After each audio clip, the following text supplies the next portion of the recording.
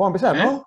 Bueno, no, sí, ahí ya más o menos fueron, por lo menos paró la corriente grande de Sí, admisiones, así que sí, ya tenemos cuando 20 quieras, Claudio, ir 29. arrancando, yo voy a seguir dando admisión. Así que, Bueno, eh, bueno, en principio recibir a Alfredo, que como profesor invitado hoy a esta cátedra. Tuvimos hace unas semanas otra invitación que estuvimos con Margarita en una clase hace un par de semanas. Yo le había anunciado, en realidad la propuesta de invitarlo a Alfredo surgió de más de los estudiantes que nuestra originalmente, que alguno dijo que en alguna clase alguien nombró, a partir de, bueno, si trabajan con Alfredo, ¿por qué no lo traen? Algo así, ¿no? Y bueno, yo siempre había querido llevarlo, pero bueno, ahora a pesar de todos los problemas que tenemos, es más fácil, estas cuestiones son más fáciles, uno combina la participación en un Zoom y puede estar brindando esto.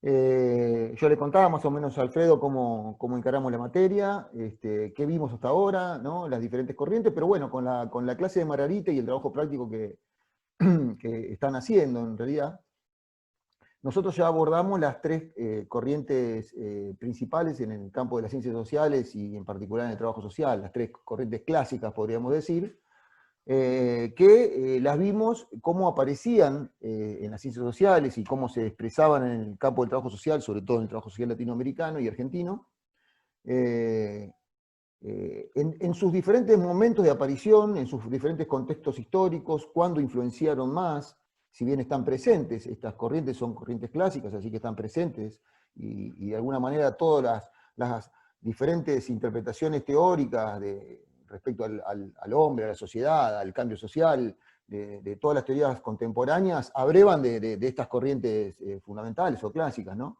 Pero bueno, vimos cómo hacían momentos de aparición, momentos de hegemonía en algún punto, quizás la última corriente, la que vimos, ahí la veo a Paula, una compañera docente también de una materia de primer año, Paula Álvarez, hola, Hola, buenas noches, ¿cómo les va? buenas noches, gracias por estar, Gracias Paula. por la invitación, No, Claudio, gracias. Mariano. Hola, Este, Alfredo. bien. Clau, piden en el chat si podés hablar un poquito más fuerte. Bueno, capaz que es el microfonito a ver. Porque me parece. ¿Ahí se escucha? ¿Ahí se escucha? ¿Sí? Bueno. Sí, sí, perfecto. Bueno, a partir de esas corrientes que vimos, no, les decía la cuestión de la hegemonía, el positivismo tuvo una hegemonía en el campo de las ciencias sociales, el funcionalismo también, con el marxismo en el campo de las ciencias sociales no es tan así quizás, pero es cierto que la década de los 60, la década de los 70 fundamentalmente, se constituyó en una corriente también clásica, tomando las producciones originales, ¿no?, del marxismo del siglo XIX, pero bueno, reinterpretando las sociedades, sobre todo las sociedades latinoamericanas, vimos cómo impactaban la teoría de la dependencia, las interpretaciones que se daban alrededor del marxismo en el campo del trabajo social latinoamericano con la reconceptualización, bueno, también en lo que son las miradas de los 80.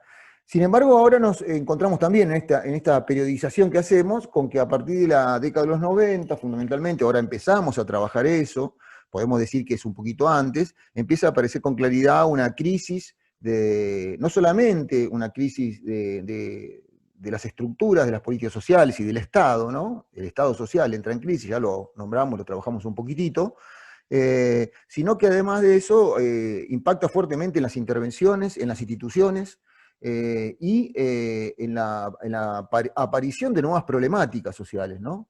Si los 90 inaugura lo que podíamos denominar la cuestión social contemporánea, si bien ha cambiado mucho en los últimos 30 años, hay muchos cambios en las formas de producción, en la forma de manifestarse los problemas, bueno, eso obviamente, y también en algún punto refieren en los diferentes países a regímenes políticos, ¿no? En cada régimen político de alguna manera estructura un tratamiento sobre la cuestión social diferente, desde diferentes perspectivas. Desde los 90 en adelante se manifiestan algunas cuestiones que son comunes una de las cuestiones que analizamos en la cátedra es cómo se complejizan los problemas sociales. Y para pensar cómo se complejizan los problemas sociales, trabajamos la idea de problemáticas sociales complejas, el estallido de las instituciones, que es lo que vamos a trabajar en este momento. Y nos parecía importante que Alfredo, que tiene una producción muy importante sobre el tema, pueda estar contando.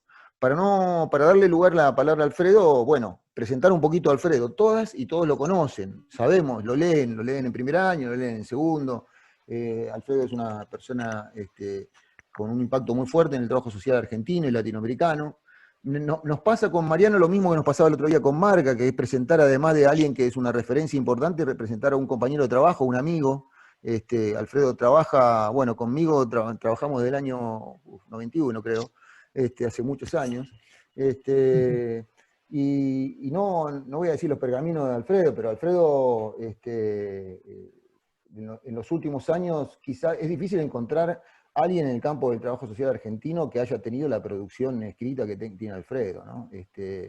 En una línea que, bueno, nosotros conocemos bien porque la ha desarrollado desde la Facultad de Trabajo Social de La Plata, pero bueno, él es docente de la UBA, ha sido docente en muchas universidades del país, es director de una editorial y una portal desde hace muchos años, como es Margen, una plataforma en realidad, y bueno, es una referencia muy importante para todos nosotros, así que le queremos dar la bienvenida a Alfredo, agradecer que está acá con nosotros trabajando directamente, cuando vamos a trabajar alguna bibliografía de él y unos temas que él es el que ha desarrollado, lo tenemos directamente a Alfredo, y para nosotros acá en el instituto, en el IUNMA, nos parece muy importante que estos compañeros y compañeras puedan estar trabajando con los estudiantes, así que queremos agradecerle.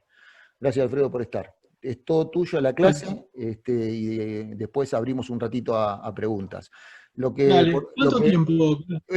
Mirá, no hay problema. Lo que sí, que renovamos en el mismo link porque siempre nos queda corta el primer Zoom de 40 minutos. Así que renovamos en el mismo link automáticamente y bueno, seguimos el ratito que sea y no hay problema. Perfecto. Bueno, empezamos entonces. ¿Se escucha bien, más o menos? ¿Bien? Bueno, en principio, bueno, es un gusto más compartir alguna actividad con Claudio. Desde el 91 venimos compartiendo trabajos y cuestiones, así que, bueno, es un gusto, es una alegría. Y después estar en este ámbito donde ustedes están estudiando trabajo social, es decir, es una universidad que tiene una carga muy importante, es muy querida y bueno, es un honor poder compartir el espacio también en el ámbito donde ustedes están cursando. Así que bueno, vamos un poco al punto, a lo que planteaba Claudio como tema a trabajar. En principio, sería hablar un poco de problemas sociales. Esta vinculación, cuestión social, problemas sociales, me parece que es importante como para marcarla. Yo empezaría como para pensar, la pregunta sería, ¿con qué trabajamos los trabajadores sociales? Y básicamente diría, los trabajadores sociales trabajamos con problemas sociales. ¿Trabajamos con necesidades? Sí, trabajamos con necesidades, pero trabajamos con problemas sociales que contienen necesidades. Entonces me parece que problematizar el problema social, analizar el problema social, analizar la complejidad que tiene en clave de intervención, por eso lo llamamos problemáticas sociales complejas, es un tema bastante interesante y a mí me sigue despertando interés de continuar investigándolo y trabajarlo con conceptos como el de dispositivo, por ejemplo, que si nos da el tiempo lo podemos conversar hoy. Básicamente planteamos los problemas sociales como efecto de la cuestión social. Ahora, la pregunta sería, ¿cuándo un problema social es problema social? Y la respuesta rápida ahí es, un problema social existe en tanto es visibilizado como tal. O sea, tiene que haber un consenso social como para que ese problema social sea visible. Es decir, si yo hace 30 años, nos encontrábamos hace 30 años y mencionábamos violencia de género como tema, Tal vez hace 30 años alguien decía, no, violencia doméstica, o no, bueno, sí, no sé qué quiere decir, no sé si es importante como tema, hay otros problemas que son más importantes. Hoy digo, decimos violencia de género y rápidamente entendemos de lo que se está hablando. ¿Qué proceso hubo socialmente hablando ahí?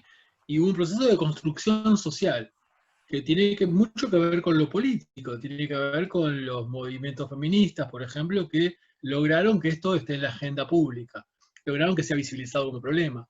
También las universidades, la academia tuvo bastante que ver en el sentido de que hubo muchísimas investigaciones y producciones vinculadas con el tema, la literatura, el cine, el clima de época, por decirlo rápidamente también, nos pone este tema como lo hace visible algo que antes no veíamos como sociedad.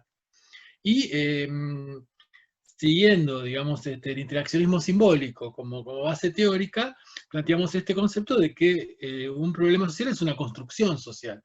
Es decir, esa visibilización tiene que ver con una construcción social, y las construcciones sociales se construyen se hacen a través del sentido común, es decir, a través de canales intersubjetivos, canales en los cuales nos ponemos de acuerdo, es decir, en nuestras formas de comunicación. En trabajo social, esas formas de comunicación en las cuales nos ponemos de acuerdo y construimos sentido común, la podemos llamar lazos sociales. Lazos sociales es una manera de, digamos, yo diría, el lugar por donde circula esa visibilización o esa característica singular que le damos a las cosas, y ahí vamos acordando, esto es problema o esto no es problema, como para tomar un ejemplo, además de muchísimas otras cosas que acordamos, pero bueno, recortamos ahí. Entonces, como para hacerlo rápido, diría, la violencia de género es un problema social. Es un problema social en tanto que lo entiendo como expresión de la cuestión social. Me está hablando de lo que pasa en la sociedad. Todo problema social no solamente habla del problema en sí mismo, sino que habla de muchos otros elementos que son, yo diría, enormes o casi infinitos componentes de la sociedad. De ahí la complejidad de los problemas sociales, sobre todo cuando lo vemos en clave de intervención. Entonces, en ese aspecto decimos, los problemas sociales son efectos de la cuestión social. Y como decíamos recién, un problema social existe en la medida que es visible. ¿Cuándo es visible? Para decirlo más técnicamente, cuando ingresa en la agenda pública. Es decir, cuando empezamos a hablar de él. Cuando se inscribe en nuestra subjetividad. Cuando se inscribe en nuestra memoria colectiva. Incluso cuando aparece en los medios de comunicación. O en las formas de expresión que hablábamos antes. Políticas, académicas, y de clima de época. Todo eso hace el clima de época. Pero uno separa clima de época, yo uso generalmente el concepto de clima de época más desde el punto de vista de las artes. Es decir, más que contexto, me gusta más hablar de clima de época, es decir, qué tipo de música se está escuchando, qué tipo de pintura es la que prevalece, qué tipo de cine se ve, qué tipo de teatro se ve, qué tipo de televisión se ve, nos habla mucho de la época. Entonces creo que lo artístico no solamente es un instrumento de intervención, sino es un instrumento para leer la realidad. Incluso a veces el arte se adelanta mucho, le gana rápidamente la sociología, que no se enojen los sociólogos, pero a veces el arte describe mucho más rápidamente y mejor una sociedad. La sociología llega después a explicar lo que el arte explicó en una película que vimos hace 10 años. Pero bueno, después si quieren charlamos un poco sobre eso. Entonces, en la medida que el problema social se hace visible, existe. Empieza a ser reconocido como tal. Y empieza a ser reconocido como tal, decíamos recién, cuando ingresa a la agenda pública. Cuando tenemos esa conjunción de construcción de problema que ingresó a la agenda pública, lo que inmediatamente vamos a tener son políticas públicas. Es decir, todo aquello que ingresa a la agenda pública va a generar algún tipo de acción en lo público. No sé si soy claro ahí o soy demasiado rápido, pero digo, violencia de género, podríamos tomar ese tema como eje para analizar, se visibiliza como problema, ingresa en la agenda pública y se transforma en política pública. No solamente se transforma en política pública a nivel de las políticas estatales, sino que también se transforma en política pública a nivel de los movimientos sociales. Incluso a nivel de la política pública Estado, la violencia de género va a construir dispositivos de intervención. Y a nivel de lo político y los movimientos sociales, la violencia de género también va a generar la construcción de dispositivos de apoyo, de cobijo y de intervención social. Entonces, con eso trabajamos los trabajadores sociales y empezamos a construir la respuesta a esta primera pregunta que yo hice. Trabajamos con efectos de la cuestión social, en tanto son visibilizados por la sociedad, en tanto se ingresan en la agenda pública, en tanto se transforman en política pública, y en tanto ingresan a las instituciones donde desempeñamos nuestra función como trabajadores sociales. Hasta ahí estamos más o menos. Entonces, diría, si estamos de acuerdo, bueno, ahí es como que se construye lo que podemos llamar el lugar de la intervención. Ahora, si seguimos pensando en violencia de género como problema social o como problemática social compleja, pensémonos trabajando en el tema. Hagamos un ejercicio mental de que estamos hoy, 2030, 20 y 23, dice mi computadora, en un servicio, en una guardia, en un hospital de la Ciudad de Buenos Aires, y aparece una persona que padece violencia de género, y la estamos escuchando como trabajadoras sociales o trabajadores sociales. Es decir, ¿con qué estamos trabajando? Con un problema social. Porque está visibilizado como un problema social por la persona que lo enuncia, por la persona que está demandando intervención. Pero en la medida que empezamos a trabajar, y empezamos a escuchar, y empezamos a desarrollar la entrevista, y empezamos a interactuar con la persona, empezamos a ver qué es, y empezamos a ver, a comprender y a explicar fundamentalmente qué es lo que la persona entiende como violencia de género. Que no necesariamente es exactamente igual a lo que yo puedo estar pensando como violencia de género, ni tampoco es exactamente igual a lo que la sociedad piensa como violencia de género o a lo que la institución piensa como violencia de género. Ahí ya tenemos un punto de complejidad. 3 visiones diferentes podríamos llegar a tener sobre un mismo tema en que acordamos que tenemos que intervenir. 3 visiones diferentes nos pueden dar 3 respuestas diferentes. Estoy jugando un poco con esto como para que pensemos la complejidad. Hasta acá estamos claros. Entonces digo, estamos trabajando con esta persona que nos está hablando a las 8:24, ahora 25, nos está hablando de que padece violencia de género. Pero como trabajadores sociales también sabemos, y la práctica nos lo muestra, de que esta persona, lo más probable es que no padezca solamente violencia de género. Puede ser que esa violencia de género esté asociada a problemas de alimentación, que esa violencia de género puede estar asociada a problemas de vivienda, a problemas de trabajo, a problemas de salud mental, a problemas familiares. Vamos a hacer una gran lista de problemas. Entonces, y ahí de vuelta la pregunta, ¿con qué estamos trabajando? Estamos trabajando con una demanda que se llama violencia de género, pero esa violencia de género en tanto demanda y en tanto problema, está siendo, digamos, recibiendo una interacción permanente de todos estos otros componentes que no sabemos bien cuáles son, hasta que los empezamos a develar junto con el otro es el que nos devela, y nosotros tal vez podamos abrir puertas para que el otro vea, para que el otro devele en ese proceso de intervención. Entonces, por eso hablamos de problemáticas sociales complejas. Y por eso marcamos la diferencia entre la intervención del trabajo social en términos de problemáticas sociales complejas y el tema de lo que serían los problemas sociales, si los miramos desde el punto de vista de la ciencia política o desde el punto de vista de la sociología. Porque desde el punto de vista de la ciencia política o la sociología, yo podría hablar de violencia de género y podría hablar de otro problema y otro problema y otro problema de manera específica. Y es muy útil y muy necesario. Pero en clave de trabajo social, cuando estoy trabajando con violencia de género, estoy trabajando con muchas más cosas que la violencia de género. Ahí está, digamos, una de las cuestiones que planteamos en la perspectiva de las problemáticas sociales complejas y en la perspectiva de la complejidad. Esto se ve muchísimo en la práctica. Se ve todo el tiempo en la práctica. Es decir, y se ve en la práctica cuando el tema que genera la demanda aparece con un nombre y a las 3 horas aparece otro nombre generando demanda, otro nombre de otro problema. No sé si soy claro en ese sentido. Incluso ese otro nombre de otro problema me saltó del sector, porque del sector violencia de género, que tendría que ver con el sector derechos, me salta a problemática de salud, a problemática de salud mental, a problemática de acción social o a problemática judicial. O sea, me saltó 4 sectores y atravesó 4 sectores diferentes en una misma entrevista.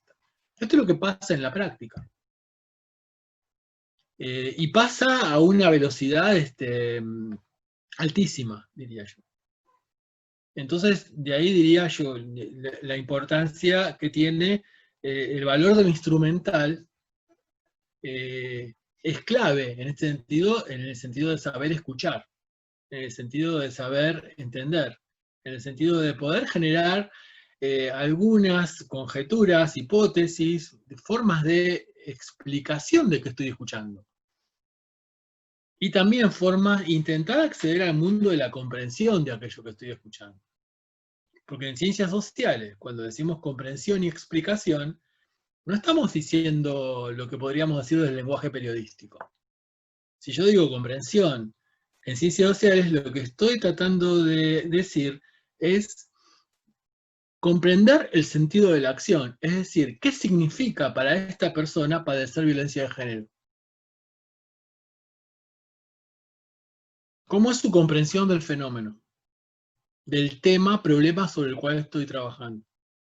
Y ahí vamos a encontrarnos multiplicidad de comprensión.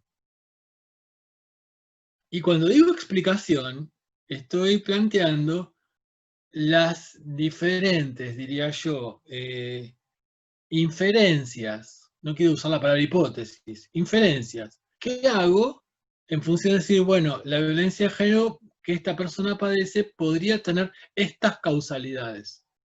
Por eso, en ciencias sociales no hablamos de relaciones causa-efecto, sino hablamos de múltiples causas. Max Weber hablaba de una constelación causal, cuando hablaba de las relaciones causa-efecto. Una constelación es una buena metáfora, me parece, porque me está diciendo, me está hablando de algo, un conjunto de causas que generan un problema que nunca las voy a terminar de conocer.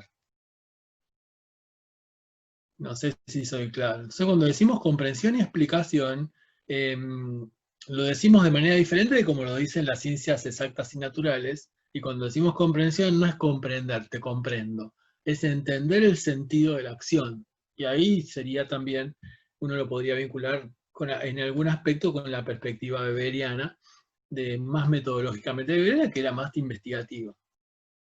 Pero también el trabajo social trabaja todo el tiempo con la búsqueda de significados. ¿Qué significan las cosas?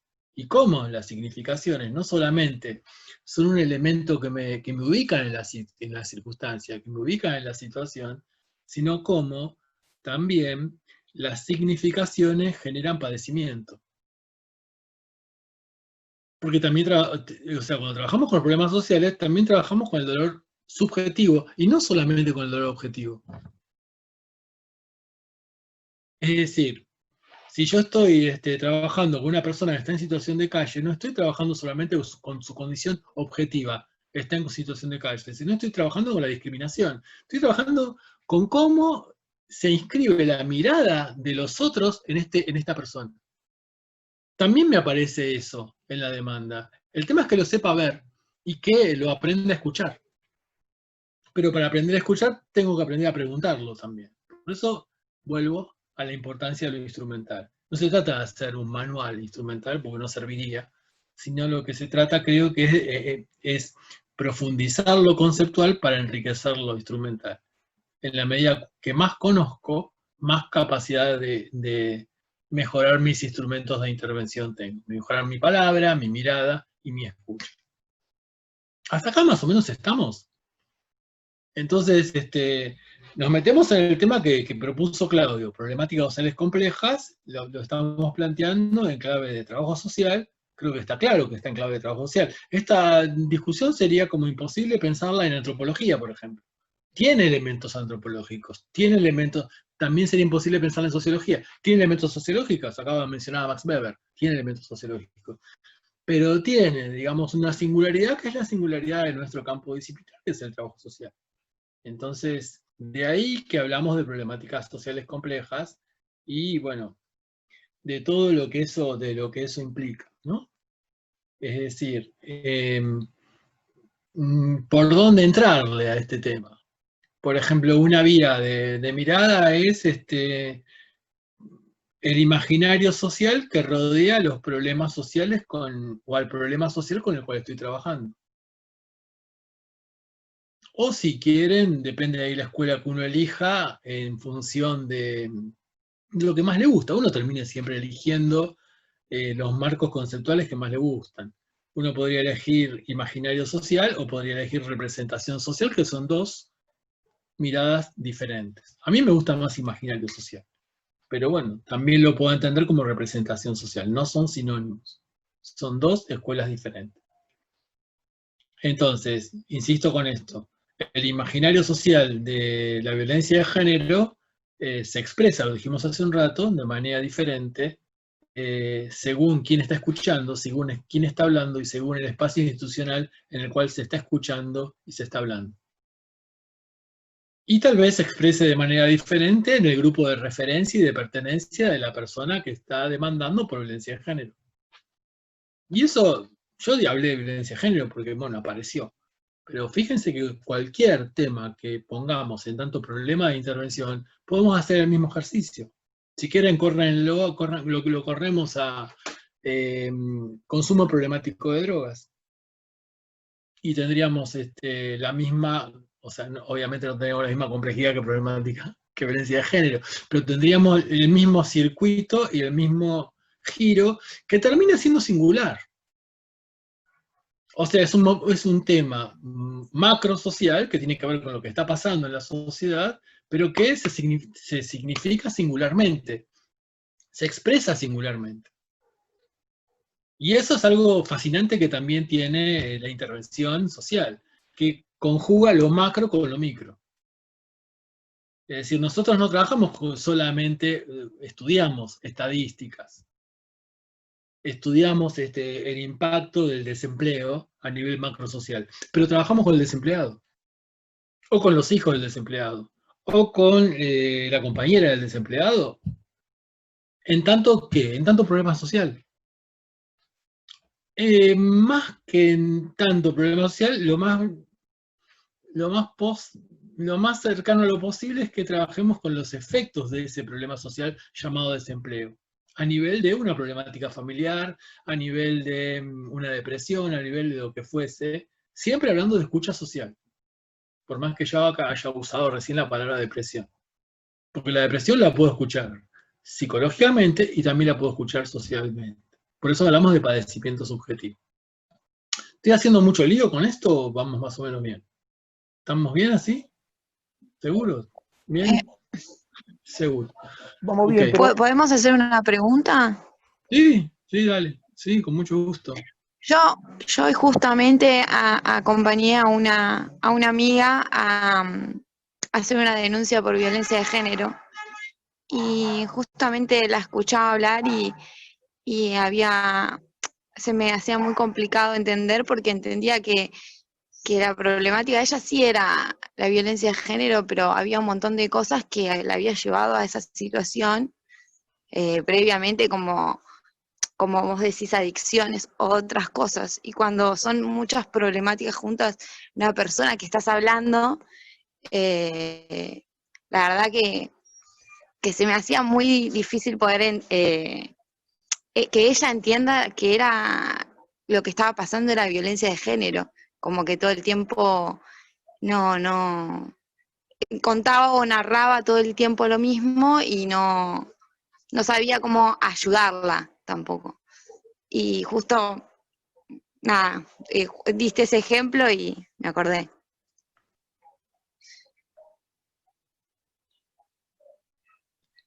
Me parece interesante lo que planteás, Pero fíjate, o creo que el comentario que estás haciendo es bastante útil para ver la complejidad de los temas con los cuales trabajamos, la complejidad de los problemas.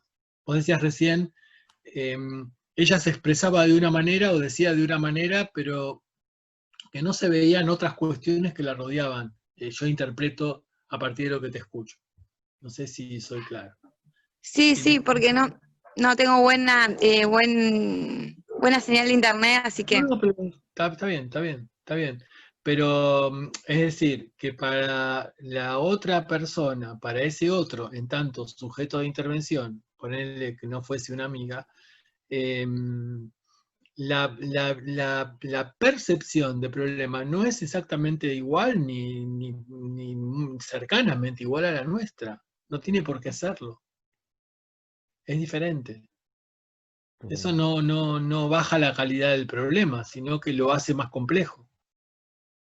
Y este problema dialoga con un montón de otras cuestiones que tenemos que saber que existen. A mí me parece que el primer paso es reconocer que existen. Como Claro. decías vos recién, ¿no? Había otras cosas más que yo no sabía qué eran. Entonces, bueno, la intervención es ir a buscar esas otras cosas, que son las que construyen el tema que me hace intervenir. Es decir, porque se juntan un montón de cuestiones cuando pensamos, bueno, lo que estuve diciendo, cuando pensamos en un problema social o en una problemática social compleja. Entonces, problema social lo usamos más para categorizar las cosas. O sea, yo puedo decir, un problema social es la violencia de género, como empezamos a hablar. Y podemos hablar de estadística, podemos hablar de la historia, podemos hablar de cómo es reconocido. Perfecto.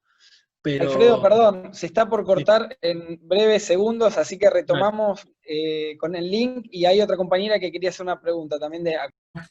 Continuamos entonces, ¿les parece? ¿Alguien quería hacer una pregunta? Decía Mariano. Sí, yo te hago una consulta que está... ¿Qué tal, Alfredo? Te hago una consulta que está relacionada a eso que traía la compañera. O sea, en este sentido de... ¿Para que sí? Escucho algo... Hay como una... Sí. Hay alguien que tiene el micrófono habilitado. Ahí, desmuteate otra vez, Julia, perfecto. O sea, esto que decís de comprender y buscar el significado, esto de qué significa para la persona la problemática o las problemáticas, está relacionado como al objetivo de buscarla, no sé si se dice autonomía, pero va como en el sentido de buscar las problemáticas más estructurales, o estoy entendiendo para cualquier lado. Como que digo, si se entiende lo que significa para la persona y cuáles son esas problemáticas que traes, es cuando se puede trabajar sobre la autonomía. Yo creo que, a ver, no estás complicando, está todo junto. De ahí que son complejas, por eso hablamos de problemáticas sociales complejas. En principio, el hecho de, digamos, sería como muy apresurado, porque se va más para el final o para otro encuentro, pero el hecho de que yo me dé cuenta de lo que me está pasando, yo lo llamaría producción de acontecimiento. De repente lo vi. De repente me di cuenta que esto es lo que me pasa. Pero eso es un proceso de intervención, es producto de un proceso de intervención. Ese producto del proceso de intervención, entre otras cosas, puede construir autonomía. Si voy a tu comentario. Y por otro lado, también podría conectar, como estamos hablando de lo social, cómo lo macro influye en lo micro. Es decir, cómo si hablamos de violencia de género, cómo la violencia de género se vincula con un elemento macro que es la cultura patriarcal, por ejemplo. Y una sociedad que, digamos, se basa en la explotación de unos sobre otros. Entonces, esas son una serie de elementos de análisis que uno va adquiriendo en la medida que se va formando en un tema o se va formando en general. Ahora, ¿cómo juega esto dentro de un proceso de intervención? Es sumamente complejo, no es que A más B más C más D más C, y no, ojalá fuese así de fácil. Esto va y viene y a veces se puede llegar a cierta visibilización y a veces no. Entonces, pero me parece importante que podamos ver la intervención, aprovecho de tu comentario, que podamos ver la intervención como un proceso donde estamos todo el tiempo analizando circunstancias, y de ahí yo marcaría cierta diferencia entre la investigación clásica y la intervención. En ese sentido, la intervención va construyendo conocimiento, pero construye un conocimiento que es singular, que tiene que ver con la resolución del tema que se me propuso resolver a partir de la demanda que apareció a las 8:20 de la noche. Y en ese sentido estoy construyendo conocimiento. Pero esa construcción de conocimiento es totalmente, está llena de incertidumbre, porque no sé por dónde voy a ir. Tengo cierta idea de dónde voy a ir, yo como trabajador social, pero no sé, y tengo idea de dónde quiero llegar, que tiene que ver con los derechos, que tiene que ver con la reducción del padecimiento, que tiene que ver con la vinculación de lo macro con lo micro, que tiene que ver con la construcción de acontecimiento, que tiene que ver con la autonomía, como vos decías recién. Sé que quiero llegar ahí. Ahora, ¿cómo voy a llegar ahí? No lo sé. No lo sabemos. Si le agarrás el manual de Anderek, te va a decir A más B es igual a C más X más L y llegaste. Y nunca llegamos, así nunca llegamos a nada. Por eso creo que la intervención es fascinante desde el punto de vista que se construye, deconstruye todo el tiempo, y todo el tiempo va cambiando. Porque aprovecho tu comentario como para seguir con el mismo tema, pero desde otro punto de vista. Tengamos en cuenta también que como construcción social, cualquier problema social que analicemos en clave de intervención, o también en clave sociológica, si quieren, hoy puede ser problema social y mañana puede dejar de serlo. También se puede dar el proceso al revés. Sí, fíjense cómo la política influye en todas estas cuestiones, como por ejemplo los derechos que se consiguen a partir de luchas y a partir de movimientos sociales, a partir de lo que conocemos, de repente se consiguen y de repente se pierden. ¿Cuántos países europeos estaban abandonando el matrimonio igualitario, por ejemplo, hasta antes de la pandemia? Sobre todo en la Europa del Este, donde están los grupos de derecha más fuertes. Entonces, eso también enseña que los derechos, en tanto temas sociales, son productos de construcciones sociales igual que los problemas. Por eso el viejo texto de Berger y Luckmann, La construcción social de la realidad, yo creo que sigue siendo vigente, en el sentido de que nos da muchas herramientas para entender esta cuestión de la construcción. Es decir, cómo la realidad, en tanto construcción permanente, atraviesa la vida cotidiana, atraviesa la construcción de sentido, construye subjetividad, construye padecimiento, construye a veces una forma de dolor que genera una demanda. ¿Por qué vino hoy esta mujer y no vino la semana pasada? Eso es casi una pregunta etnográfica, si querés, si quieren. Pero es una pregunta que vale la pena hacerse en el sentido de poder entender la complejidad de la cual Claudio me llamó a charlar. ¿Lo van viendo? O sea, es como abrir alguna puerta como para pensar estas cosas que son, para mí son muy interesantes, a mí me gusta. Decíamos antes, en la intervención conjugamos lo macro con lo micro. Pero no nos olvidemos que entre lo macro y lo micro está el territorio. Y que el territorio resignifica todo el tiempo a lo macro, es como lo que lo resemantiza, lo nombra de manera diferente. Creo que es sencillo pensar eso, no es lo mismo tener consumo problemático en la isla Maciel que tener consumo problemático en Palermo. Es decir, más allá de las diferencias sociales, más allá de la exclusión social, más allá de la injusticia, las significaciones de una cosa son diferentes según el territorio donde yo las estoy habitando. Incluso la construcción de demanda es diferente según el territorio que esté habitando. Fíjese en la pandemia, hace 4 meses atrás, Ciudad de Buenos Aires. La parte norte de la ciudad pedía a gritos salir a correr. Y en las villas se pedía agua. Por supuesto, el jefe de gobierno dejó salir a correr y entregó muy poca agua. Entonces, ¿qué pasó ahí? Con el mismo tema, macro, pandemia, se territorializa de forma diferente porque se ve diferente, se resignifica diferente, se entiende el cuidado de forma diferente. Creo que si hacemos un pequeño paréntesis con respecto a la pandemia, creo que la pandemia no se extendió gracias a la sabiduría de los sectores populares y al acompañamiento de los movimientos sociales. Porque si nuestra sociedad fuese solamente la sabiduría de los sectores de Palermo, por decirlo rápidamente, estaríamos en el horno ahora con la pandemia. No sé, es un punto de vista, y bueno, perdón, es solamente un punto de vista que no puedo certificar científicamente. Pero, no sé, algún día lo investigaremos. Por ahí con Claudio hacemos algún proyecto de investigación. Pero... bueno, creo que está claro. Pero bueno, yendo más a lo que tiene que ver con problemáticas sociales complejas e intervención, que es un poco lo que me convidaron para hablar hoy, decíamos algo que venimos trabajando hace mucho tiempo, también con Claudio en la cátedra de Trabajo Social 1 y bueno, en algunos textos, que es...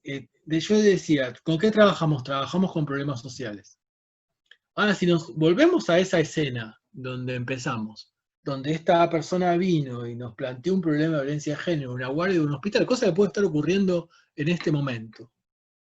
Pues ustedes saben, los 33 hospitales de la Ciudad de Buenos Aires tienen trabajador social de guardia o trabajadora social de guardia, o sea, puede estar pasando en este momento. ¿Qué hacemos como trabajadores sociales ahí? Estamos escuchando un problema llamado violencia de género.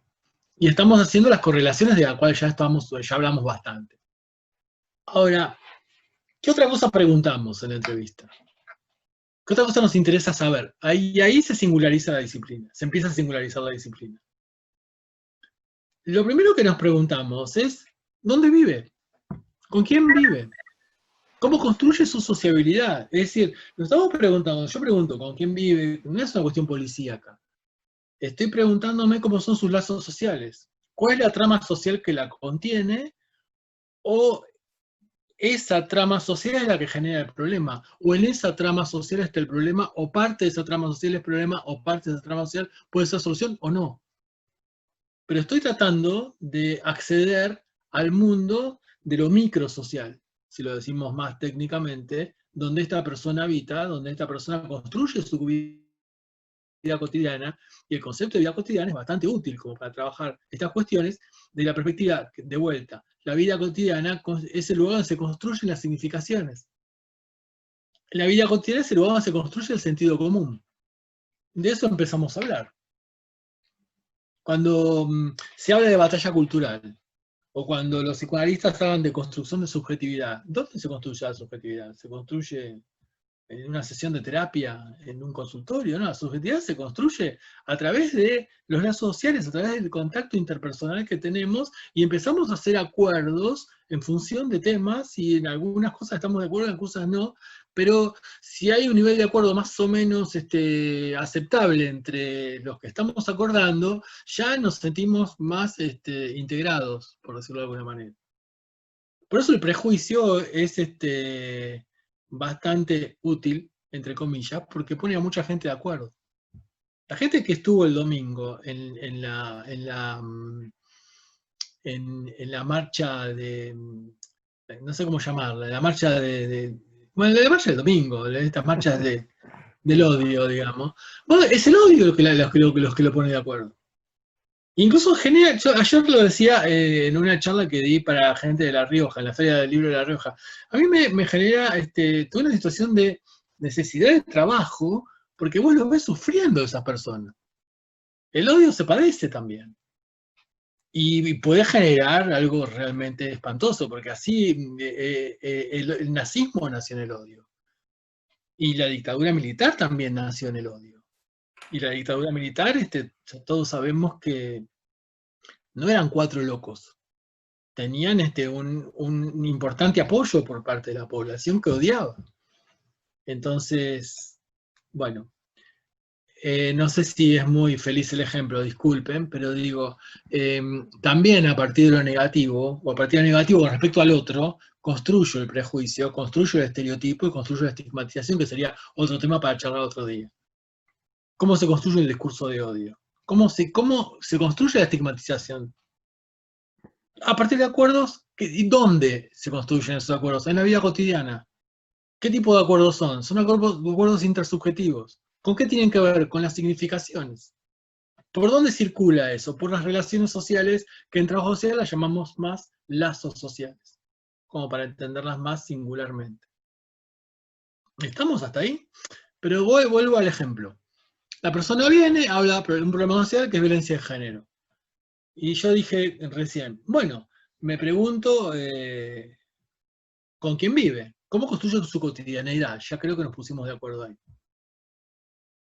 Entonces, esa pregunta, si estamos en una guardia, y eso se ve mucho en las guardias, yo hice muchísimas guardias, muchos años de guardia, cómo hay una singularidad en el tipo de entrevista que hace el psicólogo, otra la que hace el médico clínico, otra la que hace el psiquiatra y otra la que hace la trabajadora social o el trabajador social. Es decir, ahí cuando yo empiezo a preguntarme acerca de lo microsocial, acerca de la construcción de vida cotidiana, acerca de los lazos sociales que rodean a esa persona, ya estoy preguntándome algo diferente a lo que se pregunta el psicólogo y algo diferente a lo que se pregunta el médico psiquiatra o el médico clínico. Y si hay preguntas sobre la cotidianeidad en esas otras disciplinas, son de distinto orden, de distinto tipo. Es otra cuestión. ¿Soy claro ahí? ¿Sí? Sí, perfecto. ¿Lo ven? Y ahora digo, sigamos pensándonos ahí. Preguntamos, tuvimos la respuesta, ya estoy en la guardia. En la guardia, yo siempre trabajé en salud mental y trabajo en salud mental. La que tiene que ver con la salud mental es que siempre hay tiempo. O sea, no hay, siempre hay tiempo para escuchar, hay tiempo para volver a preguntar, para volver a hacer la entrevista. Se puede trabajar tranquilo. Y hay algo que va a pasar en algún momento de la entrevista, que es bien de trabajo social, que seguramente lo están pensando. Estoy con la persona. Ya son las 9 de la noche. Yo tengo 20:56 en la computadora. Ya son las 9 de la noche. 9 de la noche. Me viene a hablar de violencia de género. La trama social no me está convenciendo mucho en términos de contención. ¿En qué pienso? Y pienso, ¿hay algún componente del sistema de protección social que pueda darle algún tipo de cobertura, cobijo, apoyo a esta persona ahora, a las 9 de la noche de un martes, 10 de noviembre? Eso es trabajo social. Y eso es lo que tiene de interesantísimo el trabajo social. De cómo la gestión de recursos también forma parte de nuestra práctica. Pero no es solo gestión de recursos. Es todo a la vez. Porque estamos trabajando con los recursos, estamos trabajando con la sociabilidad, estamos trabajando con la trama social, estamos trabajando con el problema. Con esos tres órdenes de intervención. Yo siempre menciono un Ateneo de una residente, de una trabajadora social residente del Hospital Alvear, realmente brillante, donde se plantea que Claudio lo conoce, tal vez lo usaste, que es María se va a ocupar de María. Sí. Es un texto que usamos mucho en la cátedra de Trabajo Social 1. No sé si lo usan acá. Sí. No. ¿Lo usaron? No. Bueno, mejor así lo cuento. No, así les traigo una novedad. Buenísimo.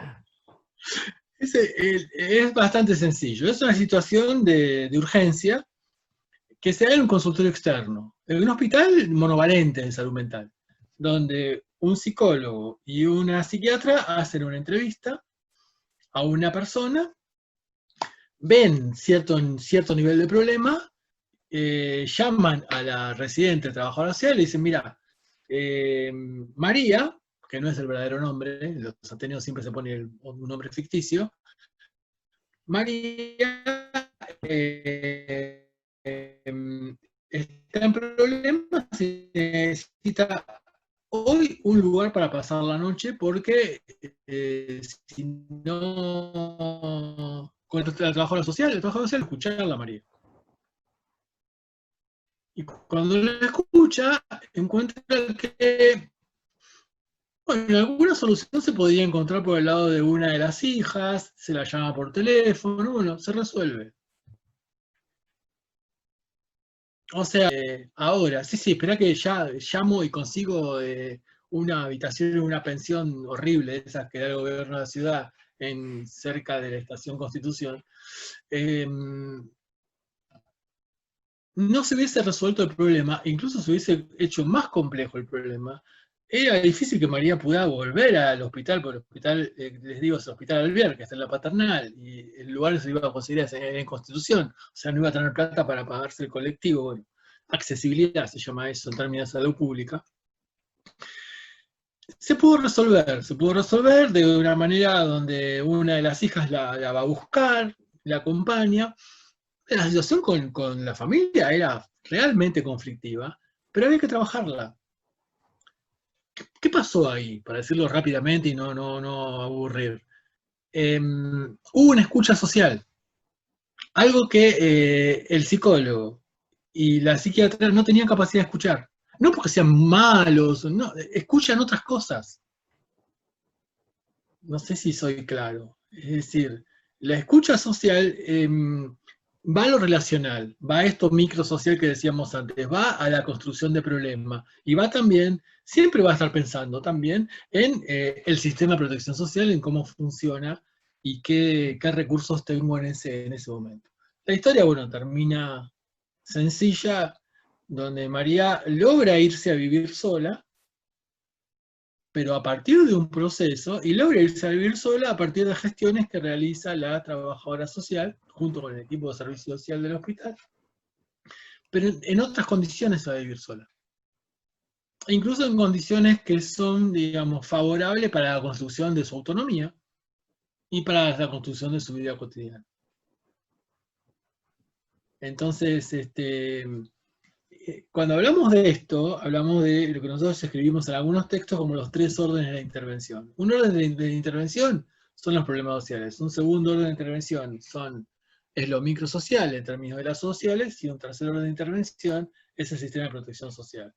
Ahora, no es primero, segundo y tercero, no es A, B y C. Todo juega y todo está atravesado por significaciones, por imaginarios sociales, etc. Creo que están viendo la complejidad.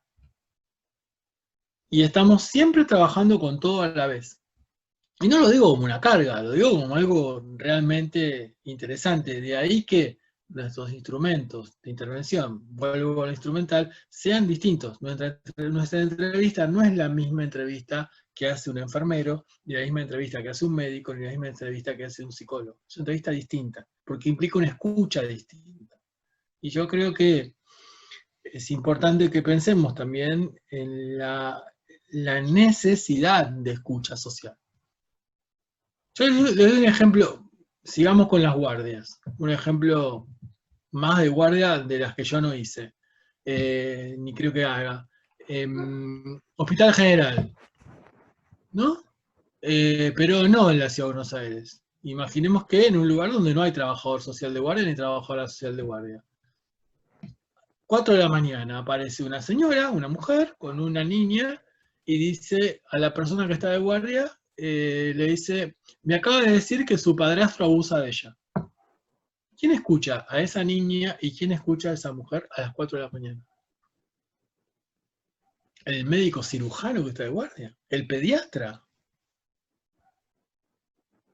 Necesita una escucha social, necesita una escucha que tenga que ver con derechos, una escucha que tenga que ver con la autonomía, una escucha que sepa de infancia, una escucha que es la que sí ocurre en los lugares donde que ocurre todo el tiempo, esto que les acabo de relatar, en los hospitales donde hay trabajador social de guardia, y lo que aparece, se empieza a trabajar con todo un mecanismo de protección que opera en el minuto 1 que esta demanda es recibida. Entonces digo, no estamos hablando de trabajo social en urgencias, estamos hablando de trabajo social en general y de las problemáticas sociales complejas, y creo que la urgencia por ahí es útil como para que veamos la velocidad que esto tiene, ¿no? Por ahí verlo en un proceso más lento, lo podemos analizar tal vez mejor, pero en la urgencia aparece todo esto todo junto, eso es algo que al que hizo guardias le gusta. Pero esto también se transcurre en instituciones, entonces no nos olvidemos que yo planteé esto al principio. La institución también tiene su imaginario social, con respecto no solamente a la violencia de género, con respecto a la persona.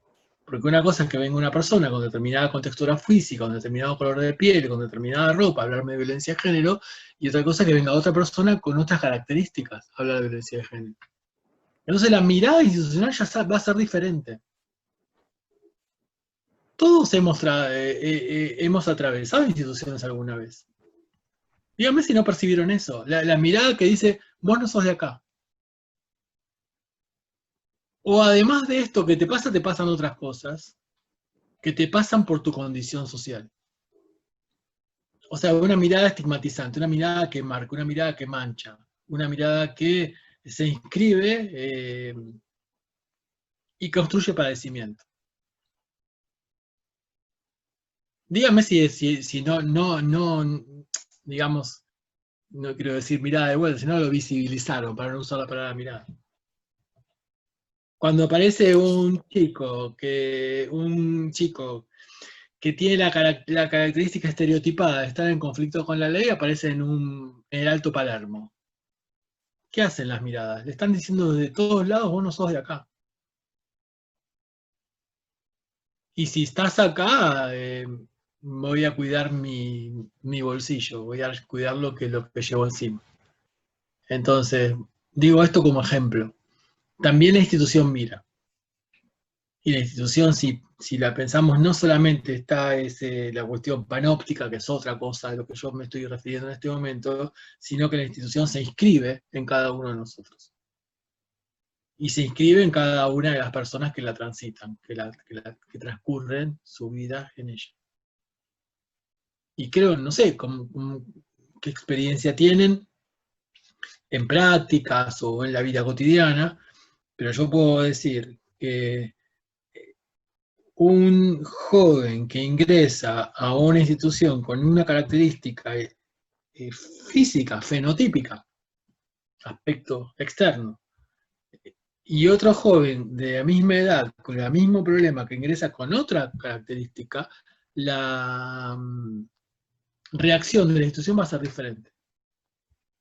Entonces, eso también me parece que es importante que lo hagamos ver, y eso es hacer ver lo social, que es una de las características que tiene nuestra disciplina, en el sentido de que visibiliza hacia quien no ve esto. Yo recuerdo trabajar mucho esto con los enfermeros, con enfermeros que no reconocían esto, que habían naturalizado este tipo de, llamémosle, mirada estigmatizante.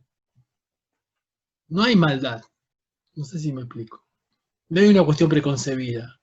Cuando se naturaliza, se naturalizó. Y opero en función de eso. No es solamente el que mire. Después voy a accionar en función de eso, voy a hablar en función de eso, voy a opinar en función de eso, voy a reclamar en función de eso, etc. Pero bueno, siguiendo con lo que planteábamos recién y un poco con lo que planteaba Claudio al principio, está el tema de institución. Institución creo que es un tema largo para charlar, las instituciones en este contexto. Yo diría que estamos entrando en un capítulo nuevo de las instituciones, que es la post-pandemia. Es decir, la pandemia marcó, y esto lo plantea la CEPAL, marcó, digamos, un lugar totalmente impredecible para el Estado. no solamente en nuestro país, en prácticamente todo el mundo, en algunos lugares más, en algunos lugares menos. Pero fíjense cómo ese Estado, que era inviable, elefantiásico, inoperante, terminó consiguiendo respiradores, terminó haciendo que el sistema de salud no estalle, terminó consiguiendo vacunas. Es decir, hace un año nadie se hubiese animado a hablar del Estado en clave de esto que estamos diciendo en este momento, porque no hubiese sido visibilizado. Y eso obviamente impacta en las instituciones, porque también nos dimos cuenta con la pandemia que el sector privado no puede manejar una pandemia. Creo que eso es realmente obvio.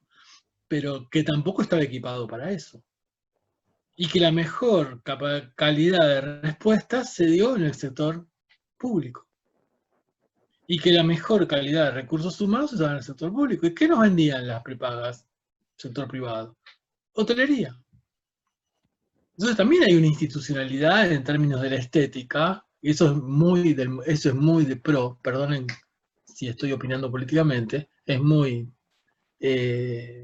miren, observen las instituciones de la ciudad de Buenos Aires, que están muy lindas por afuera, pero por adentro se vienen abajo, o están sin recursos, o están sin personal, o están actuando mal. Yo le digo, si quieren el experimento mejor, el tema es que hay que trabajar en el gobierno de la ciudad, es decir, la parte de reconocimientos médicos, que está en el viejo hospital Rawson, si se ubican en la zona de Constitución. No sé si alguien conoce la zona, pero bueno. Uno cuando entra al hospital Rawson, a ese lugar que es la parte de reconocimientos médicos, cuando una persona tiene un problema de salud, va ahí, parece que entró a la NASA. Es como la sala de espera de un aeropuerto. Ahora, cuando traspuso la puerta, entró en el siglo XIX automáticamente. Nada cambió. Lo único que quedó montada es una buena escenografía. Eso era, bueno, perdonen que me fui un poco por las ramas, pero eso era un poco lo que nos mostraba el sector privado, y ya se sabía que en el sector privado, cada vez que había algún tipo de complicación, siempre se recurría al hospital público. Entonces, esta revalorización de lo público también nos marca una idea de nuevas instituciones y una nueva forma de institucionalidad. Fíjense, y esto lo compartimos con Claudio, cómo reaccionó la Universidad Nacional, la Universidad Nacional de La Plata, que es el espacio laboral que compartimos con Claudio, en el sentido de que empezó el año y dijimos, inclusión, contención, educación. Esas eran nuestras 3 banderas. Corregime, Claudio, si esto no era así. Y estar todo el tiempo cerca de los estudiantes. Ahora, estamos terminando el año y nos preguntamos, ¿por qué no estábamos tan cerca antes? Sentimos que hoy estamos más cerca que antes. Entonces, y si uno no sé si tal vez ustedes conozcan, pero si uno lo ve con la diferencia entre lo público y lo privado, a nivel de la educación primaria, por ejemplo, van a encontrarse con una educación primaria estatal que pregunta todo el tiempo por cómo están, y una educación primaria privada que todo el tiempo da tarea para poder, en mi opinión humilde, justificar que se está pagando una cuota. Esto se inscribe en la subjetividad colectiva, se inscribe en la memoria colectiva, y esto nos está enseñando como sociedad, creo que muchas cosas. Pero eso nos sirve como para pensar en instituciones, y para pensar las nuevas instituciones, o las nuevas institucionalidades, mejor dicho, que van a tener que ver con lo que se llama la pospandemia, y van a tener que ver con la regularización de lo público, de los imaginarios sociales, en tanto que el imaginario social ahora me está diciendo, el Estado puede resolver el problema. Y no solamente los resuelve cuando refuerza el sistema de salud, sino cuando genera un IFE. No los resuelve, los mitiga. Y ahora se está discutiendo el tema de se quita o no se quita el aporte que hace el Ministerio de Economía a las pymes, en el sentido del aporte, no me acuerdo de la sigla, el aporte para los sueldos, que en la El parte ATP. del ATP, que ahora está discutiendo si se saca o no se saca. Sí. Pero también esto se da, digo, en un marco de un Estado o un gobierno llamado popular, ¿no? Digo, si lo ubicamos en Argentina. Y se da en un gobierno que reacciona dentro de una lógica, yo diría popular, otros dirían populista, yo lo llamo popular. Pero más que nada, si lo decís más técnicamente, es un gobierno que está más cerca de una perspectiva keynesiana que de una perspectiva neoliberal. Esto no quiere decir que sea totalmente keynesiano y que haya dejado de ser neoliberal. Pero claro, como lo que pensaba corre un poco. lo ¿Pensabas pensaba por el macrismo, digo, ¿no? Si hubiésemos tenido el macrismo sería otra historia, ¿no?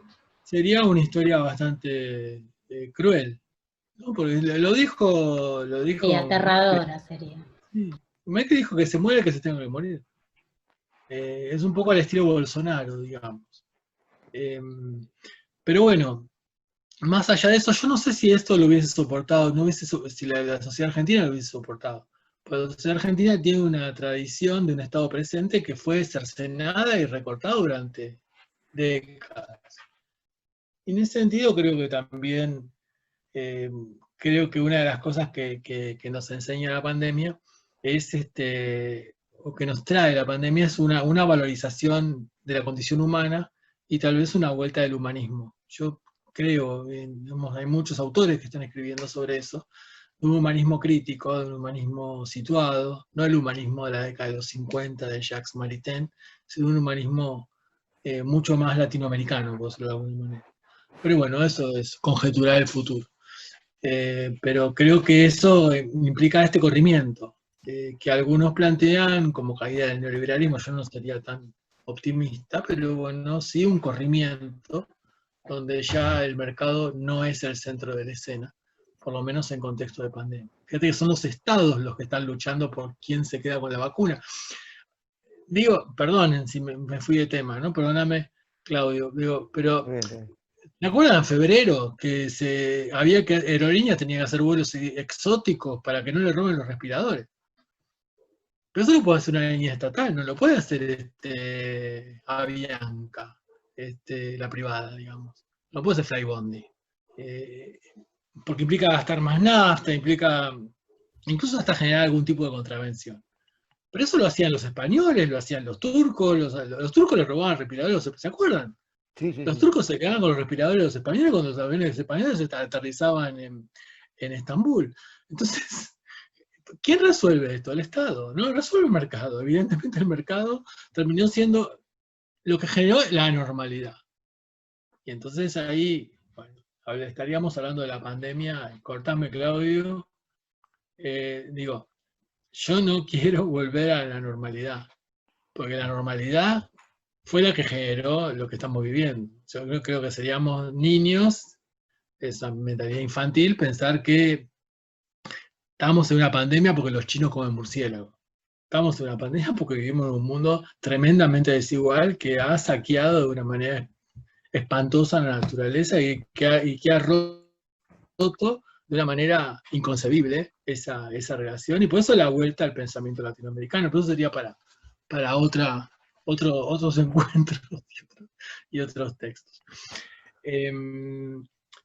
Pero sí creo que es importante marcar esta cuestión de revalorización de lo público, que no es un tema solamente de nuestro país, creo que es un tema que en distintos niveles se da en distintos países. Fíjate, Soledad, vos que preguntabas esto, hice el comentario, fíjate, Donald Trump generó una especie de IFE en Estados Unidos. Donald Trump. Mal organizado, desastrosamente organizado, que es el famoso cheque que daban, que los inmigrantes sí, que esto sí, que esto no. Un desastre fue como lo hicieron. Pero el Estado poniendo plata. Hace un año nos hubiésemos imaginado a un Estado en Estados Unidos poniendo plata en medio de una catástrofe. No. Entonces, hay que ver cómo sigue todo. Alguien pone, ni ministerio teníamos.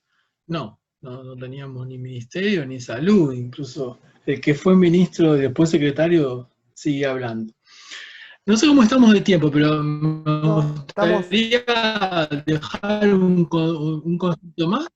Decime, Mariano o Claudio. Sí, estamos terminando, falta un minuto que podemos ir cerrando, pero yo diría de que renovemos, aunque sea 10 minutos más, en el mismo link, porque seguramente van a haber algunas preguntas y algunas cosas que quizás son interesantes, entonces renovamos un cachito en el mismo link para ir cerrando ya. Ya esto ya termina, así que cerrá vos ahí con esto. Bueno, yo lo que quería, bueno, ahora charlamos, queda menos de un minuto. Un concepto que me gustaría compartir, que es largo, que es entender a las instituciones como dispositivos. Para decirlo rápido, la institución es un dispositivo, está conformada por diferentes componentes, y lo que juega en la institución es las relaciones entre esos componentes, y las relaciones son de poder, y las relaciones tienen también que ver con el deseo. Si quieren, hablamos un poquito de eso después de la pausa. Pero mira, no se cortó, se debe haber cortado. Bueno, ahí estamos.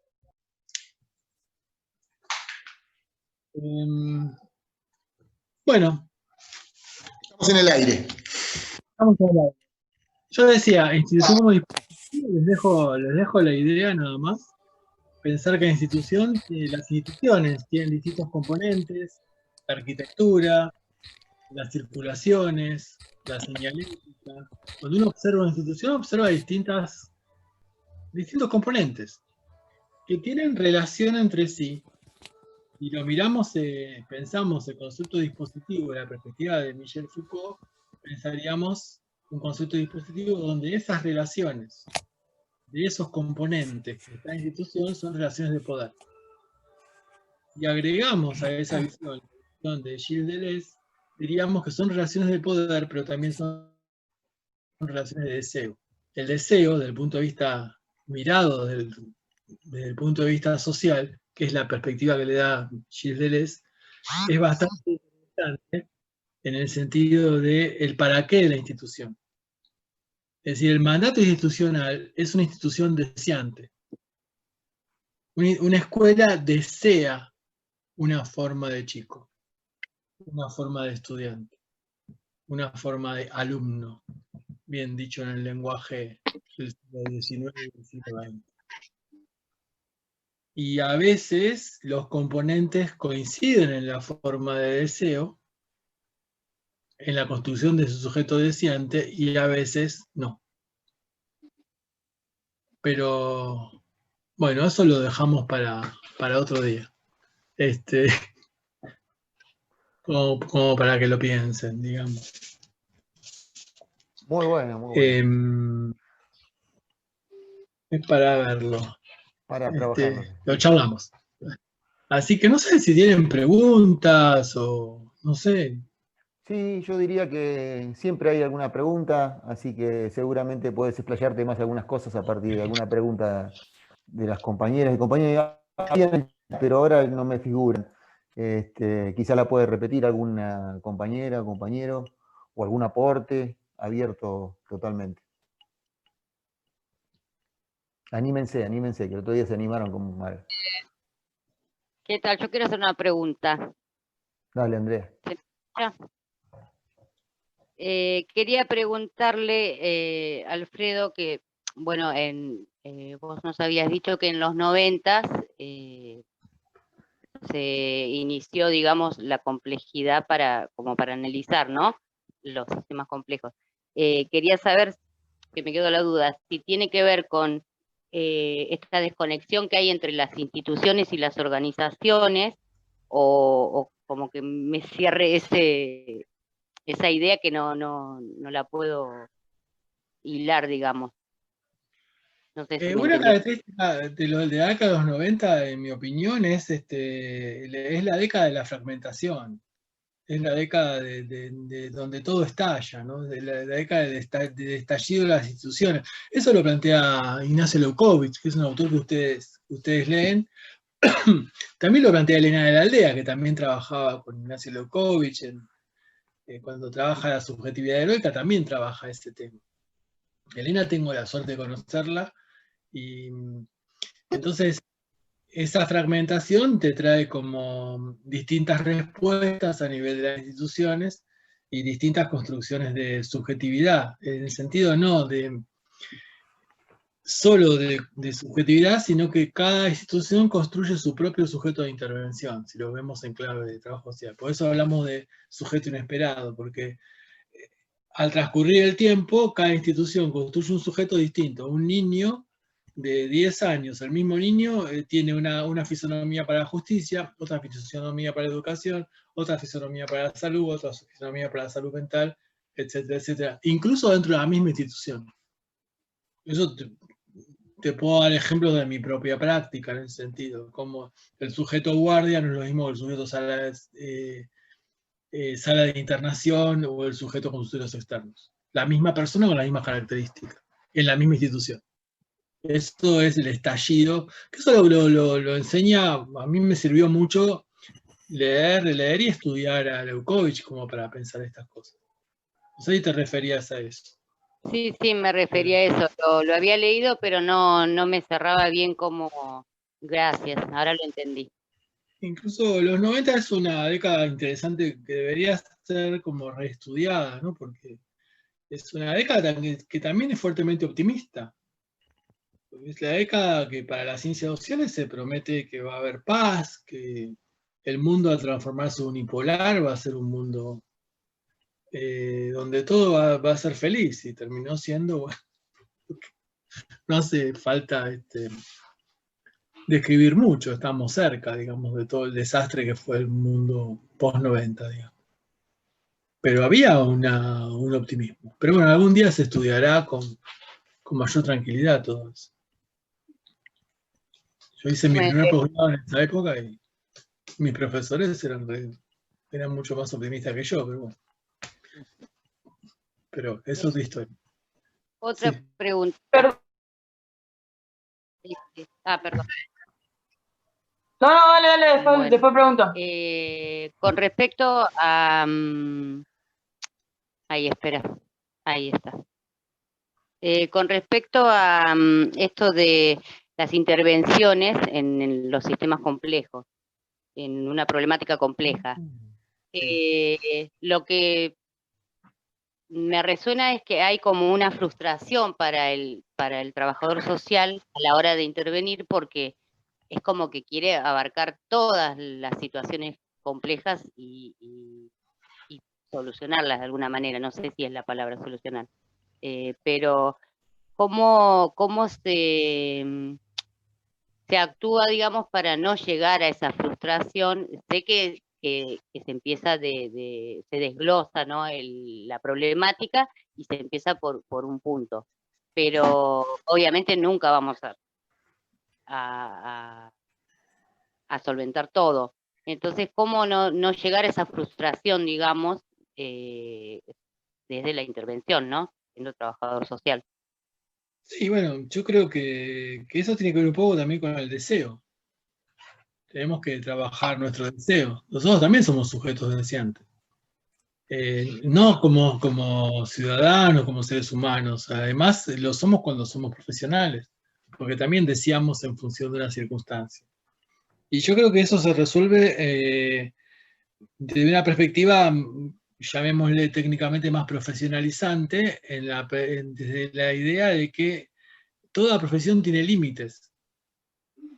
Entonces, hay que reconocer cuáles son los propios límites. Y la mejor manera de trabajar en equipos interdisciplinarios es que cada integrante sepa cuál es su límite.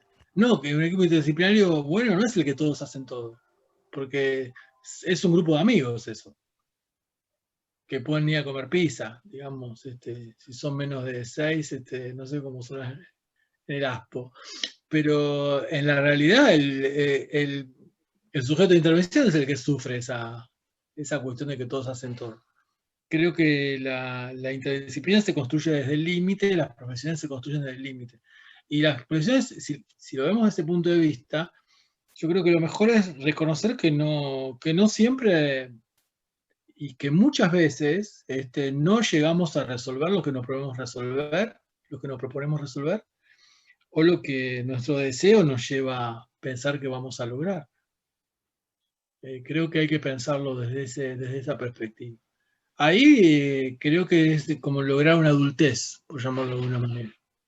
Los abogados pierden juicios, los médicos, los pacientes se les mueren, a los psicólogos los pacientes se les brotan, a los psiquiatras también. Las técnicas son las que nos fallan, porque la técnica falla cuando la hago mal. Pero una cosa es una técnica y una cosa es una profesión. Yo creo que el trabajo social logró su estatus profesional y creo que es necesario que se reconozca como profesión, no por el trabajo social, creo que nunca estuvo, y Claudio puede dar, por el tema de que nos conocemos hace tanto tiempo, en la cabeza de nosotros hacer una defensa del trabajo social como corporativa. Jamás nos metimos en ese juego. A mí me parece que la defensa del trabajo social uno la hace en función de la necesidad del trabajo social. En ese sentido, sí. Yo lo defiendo como un derecho del otro. Y punto. Pero creo que esa cuestión no podemos abarcar todo. No somos revolucionarios por naturaleza. Hay trabajadores sociales macristas. Como también hay psicólogos macristas. O sea, que ser trabajador social no significa ser piola. Hablar en un lenguaje ya más de cierre. Como tampoco es ser piola ser psicólogo. Entonces, y las revoluciones las hacen los pueblos, no las hacen las profesiones. Uno como profesional puede colaborar en una revolución, puede formar parte, puede poner su conocimiento en una revolución, entregarse a una revolución. Pero las revoluciones, eso lo decía Floreal Ferrar. Floreal decía, no las hacen los técnicos, y técnicos nos decía a todos, a los médicos, a propósito decía técnicos, como para bajarnos más la categoría y el copete, cuando pensábamos hacer la revolución en el 88 desde la atención primaria de salud. Pero eso es otra historia, que algún día la contaré. Bueno, gracias. Bueno, ¿puedo hacer una pregunta?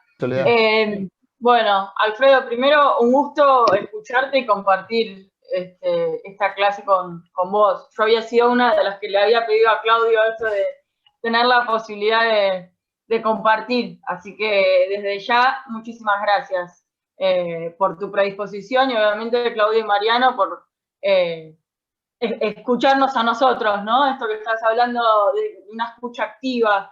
Te escucho y me llevas mucho a Pichon Rivière, que lo hemos mencionado hace algunas clases, con esto de la construcción de la subjetividad. Ahora cuando al final mencionás las instituciones, me retrotraes a él, digamos, en muchos de los aspectos, esto de la escucha activa.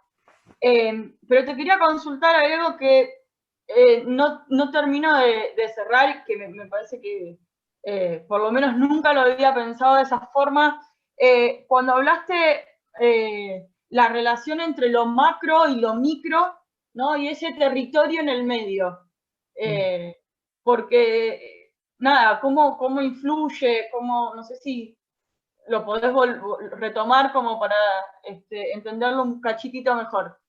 Sí, es muy sencillo, es solamente tener en cuenta que el lugar donde estás desarrollando tu intervención hay que pensarlo como un lugar situado, que tiene su propia historia, tiene su propia lógica, tiene su propia construcción de significados, tiene sus propias pautas culturales, su propia forma de comprender y explicar los problemas sociales. Entonces, está bien, entendemos lo macro social como el fenómeno que me lleva a intervenir, pero también tengo que entender ese fenómeno territorializado, y tengo que saber escuchar al territorio también. Porque el territorio existe, y el territorio existe en la medida que es relatado.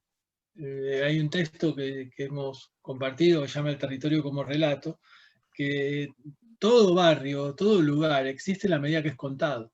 Entonces tengo que aprender a escuchar ese relato, leer ese relato. El territorio es como un texto que tengo que aprender a develar. Y ahí encontrar lo que significa y cómo resignifica lo macrosocial. Sí, lo macro y lo micro, ¿sí? Pero mediado por lo territorial. Eso es jugar un poco con el concepto de pensamiento situado. Bueno, no está situado solamente en lo macro, tampoco está situado en la circunstancia de la persona, sino que tiene que estar situada en lo que lo rodea.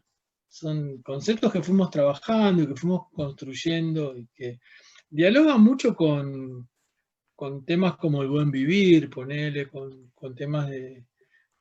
que en lo personal, te cuento, cuando uno va escribiendo estas cosas, va trabajando estas cosas, las va proponiendo, las va aplicando, tiene que ver también con las cosas que vas estudiando, y eso yo lo vinculo mucho con toda una revisión que pudimos hacer a partir del pensamiento situado, del pensamiento latinoamericano, releer a Dussel, releer a Kusch, releer a Frantz Fanon. Nos ha servido, a mí me ha servido mucho eso como para repensar socialmente cosas que estaban olvidadas y tal vez también te vuelvan a, sin saberlo, me están llevando a Pichón Rivière. Porque es como que Fanon, es imposible que Pichón no haya pensado en Fanon. Habría que recordar, yo no recuerdo ahora, si está citado en algún momento por él. Pero cuando yo hablaba de clima de época y arte, bueno, Pichón es el primero que habla de arte e intervención. Después Tato Pavlovsky va a trabajar eso. Y también se van a alejar mucho de la psiquiatría y de la medicina. Bueno, Pichón Rivière escribe del psicoanálisis a la psicología social, ¿no? Pero es otra época también. Pero sí hay cosas como para recuperar de esa época y releer. Eso lo dice Enrique Dussel, que de toda esa generación es uno que está vivo, digamos, ¿no? Con sus 80 y pico de años y la lucidez que tiene en esos 80 y pico de años. Es toda una invitación. O Boaventura de Sousa Salvo, hay una serie de autores que uno va, o Quijano. Sí. O sea, pero es como que Pichón está presente, digamos. Oh, bueno. Esto que mencionaste. Bueno, muchas gracias, Alfredo. Yo tengo una pregunta. En realidad tengo dos, pero la segunda podemos dejarla abierta. La primera es cuando al principio estábamos hablando de las problemáticas sociales complejas y de la demanda y cómo surge, o sea, esto que el ejemplo de violencia de género, ¿no? Y proponías como pensarla quizás desde el imaginario social, ¿qué influencia tiene también la oferta respecto a la demanda? Digo, se construye una demanda porque se construye una oferta también. ¿Cómo analizaríamos las problemáticas sociales complejas desde la oferta? Esa es una. Y bueno, y la otra es como, bueno, yo tenía entendido que las instituciones forman parte de los dispositivos y no que las instituciones eran un dispositivo en sí mismo.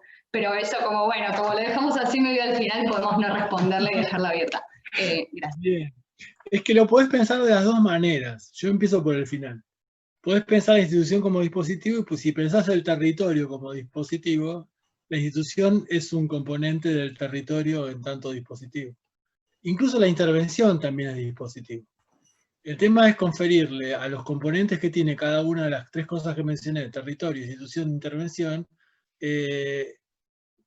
a cada componente, a cada parte, el tema del poder y el tema del deseo.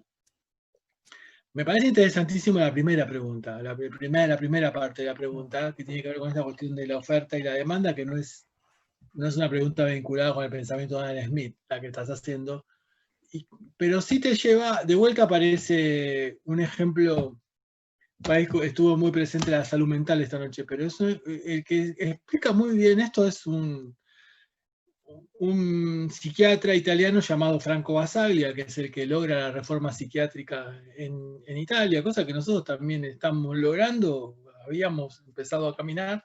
Hace 10 años tenemos una de las leyes más avanzadas del mundo en salud mental, que es la ley de salud mental que tenemos en vigencia en nuestro país. Y Basaglia decía algo que, fíjate qué interesante lo que decía Basaglia, decía, el perfil de la oferta construye la demanda. Es decir, y Basaglia decía con respecto al hospital psiquiátrico, decía, si nosotros seguimos ofertando hospitales psiquiátricos, la población nos va a seguir pidiendo hospitales psiquiátricos. Entonces, mi forma de intervención construye una forma de oferta, y esa forma de oferta también construye una demanda. Y eso lo ves claramente en las instituciones. Cuando la gente dice, me quiero atender con él y no con él. ¿Por qué? Antes se explicaba eso desde la empatía. Yo creo que tiene que ver con la construcción de subjetividad y también tiene que ver con qué estoy ofreciendo yo en mi práctica, en mi intervención. A tal punto pasa esto, que si uno escucha, pasa que a veces las personas dicen, quiero ver al asistente social o quiero ver a la trabajadora social. O sea, ese cambio en la nomenclatura no es una casualidad. Por eso tenemos que aprender a escuchar. Porque cuando dice asistente social, vos sabés quién es. Y trabajo como asistente social. Y cuando dice trabajadora social, uno sabe quién es y trabaja como trabajadora social. No sé si me explico. Entonces, por supuesto que si yo estoy en un municipio y lo que hago es entregar bolsa de comida, y lo único que hago es entregar bolsa de comida, no necesito estudiar una carrera para eso en principio, pero si lo único que hago es entregar bolsa de comida, yo soy el que entrega bolsa de comida. Entonces no van a pedir otra cosa, nadie me va a pedir otra cosa que entregue bolsa de comida. Es decir, la oferta construyó la demanda. Así de sencillo.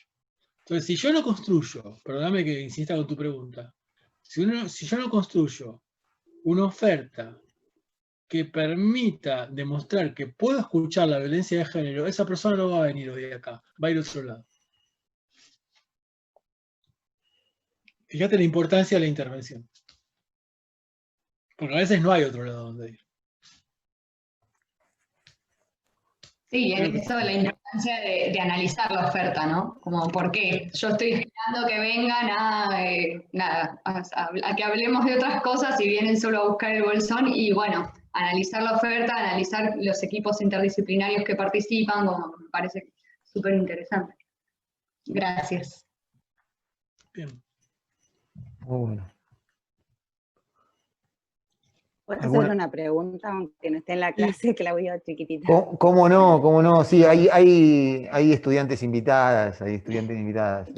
Bueno, primero agradecerle a Alfredo que ha participado en la toma de la universidad con un día que hacía mucho, mucho frío y se puso un poncho y habló, creo que no teníamos micrófono, no me acuerdo, pero primero agradecer eso porque es fundamental reconocer el acompañamiento de muchas personas que estuvieron en ese momento y bueno, y Alfredo fuiste uno de esos. Así que eso, gracias. Te invitaremos cuando tengamos una universidad y podamos reunirnos. Está bien, pero no, fue un orgullo para mí participar ahí. Lo que más me acuerdo es que hacía un frío bárbaro. Sí, hacía mucho frío.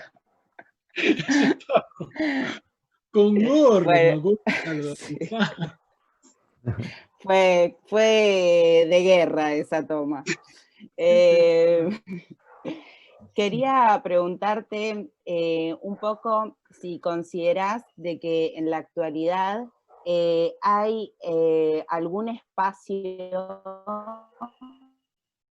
desde los trabajadores sociales en las planificaciones de las políticas públicas, porque noto que somos el portavoz de la problemática y en sí de eso se generan las políticas públicas, pensando por ejemplo en la IFE, ¿no? Al principio como toda esta situación de ver cuántas personas, me acuerdo, era como ver cuántas personas eran monotributistas, iban a quedar afuera de un salario o bla, bla, bla, pero luego en la implementación de la política pública fue un desastre y no se tuvo en cuenta un montón de condiciones, por ejemplo, básicamente que la gente necesitaba internet y un celular o una computadora para inscribirse en esa. Si considerás que en el último tiempo, visto cómo ha crecido la profesión, nos están dando o estamos consiguiendo algún lugar desde la planificación de la política para que no terminemos siendo solamente el portavoz, sino que la intervención sea desde el lugar de poder, ¿no? Desde el lado de la herramienta, no solamente desde el lado de la unión de cuáles son las estrategias que se pueden utilizar. Bueno, en principio yo te diría, hay muchísimos y muchísimas trabajadoras sociales y trabajadores sociales en puestos de gestión. Ahora que eso no te garantiza que esté bien hecho. Es como decíamos, que seas trabajadora social no quiere decir que seas piola, por decirlo rápidamente, o que uno sea revolucionario. Pero sí, creo que la profesión ha crecido mucho en los últimos años y hay muchos trabajadores sociales y trabajadoras sociales en puestos de gestión. Fíjate, la directora de la ANSES es una trabajadora social, Fernanda Raberta. Que yo lo que rescato de Fernanda es que tiene práctica. O sea, trabajó mucho como trabajadora social. En Mar del Plata trabajó muchísimo. Más allá de su trayectoria como militante, todo eso que es su historia personal. Pero creo que acá dice la que está en Cedrona es trabajadora social. Sí, es Gabriela Torre. Gabito es trabajadora social y con mucho territorio también. Ahora, después, bueno, se evaluará eso. Incluso también tiene que ver con los crecimientos de las profesiones en el sentido de involucrarse. Eso pasa mucho cuando uno va afuera, pasa mucho, ¿no? Como te dicen, pero ¿cómo los trabajadores sociales no están en política? Y bueno, hay que estar en política, el que le interese tiene que estar en política. Entonces, hoy tenés trabajadores sociales y trabajadoras sociales que son concejales, diputados, directores de hospitales. La ministra de Salud de la provincia de Entre Ríos es trabajadora social. La directora de adicciones de la provincia de Entre Ríos fue ayudante de cátedra mía en Paraná, Lilia García.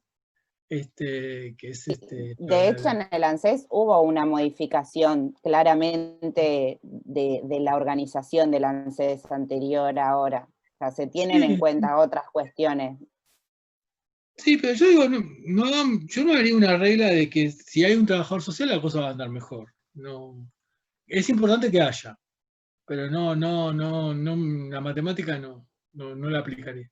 Porque a veces pueden andar bien. Incluso yo estuve en cargo de gestión también.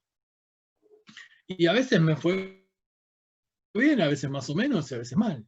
También hay un montón de factores que hacen que las cosas... También te puedes equivocar. Entonces, creo que si la pregunta apunta a si estamos en lugares de gestión, estamos capacitados para estar en lugares de gestión. Cosa que por ahí hace 30 años no estábamos. Hoy tenés, en la formación tenés más instrumentos para eso. La formación que ustedes tienen y la formación que tuve yo es ínfima la mía con respecto a la de ustedes.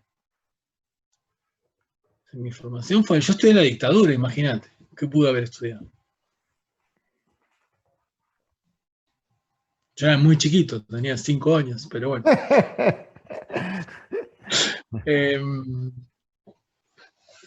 Hice jardín, trabajo social. No, pero imagínate cómo me formé. O sea, uno se tenía que formar en cuevas, que eran grupos de estudio, que tenías 25 contactos para ir y tenías que esconder los libros, y cuando entrabas a la facultad te revisaban los libros que tenías, y cuando entrabas a la biblioteca de la facultad tenías que anotar en un libro que firmaba el bibliotecario los libros que vos llevabas, no los que te llevabas. O sea, en esas condiciones me formé yo, imagínate, yo envidio la formación de ustedes, me gustaría viajar en el tiempo y estudiar, qué sé yo, o en La Plata, o en la UBA, o con ustedes. O sea que creo que se creció mucho en las últimas décadas. Coincido. Sí, ¿no? Yo creo que... ¿Alguna pregunta más?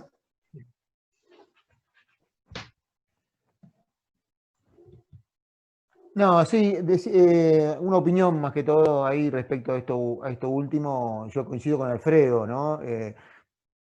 Creo que no solamente la dictadura, sino la misma evolución de la profesión en Latinoamérica, uno puede encontrar un momento inaugural de la reflexión, de la investigación allá en la década de los 70, en la reconceptualización, obviamente cortado por la dictadura, pero recién a partir de la década de los 90 se empieza a recuperar de a poco, porque si Alfredo se formó en la dictadura, yo me formé en la democracia ya, unos años después. Como ven, soy más joven que Alfredo, ¿no?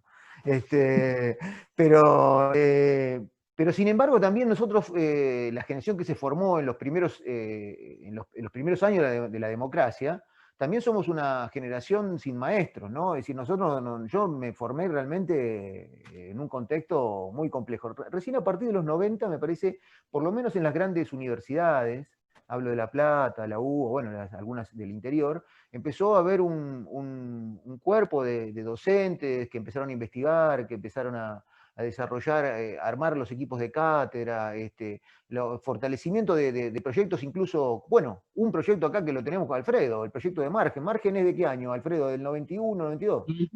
92. 92. 92, bueno, ahí entren en el portal, entren en el portal. No creo que deba haber un portal como Margen con tanta información respecto al trabajo social. ¿Vamos por qué número, Alfredo, ya? Estamos en el 98. Llegamos al 100 en abril, en otoño.